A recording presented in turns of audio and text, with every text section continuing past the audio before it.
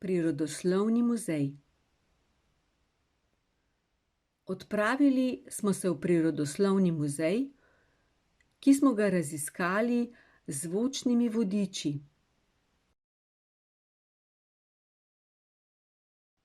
Tam smo si ogledali razne ostanke nekdanjih in sedanjih živih bitij.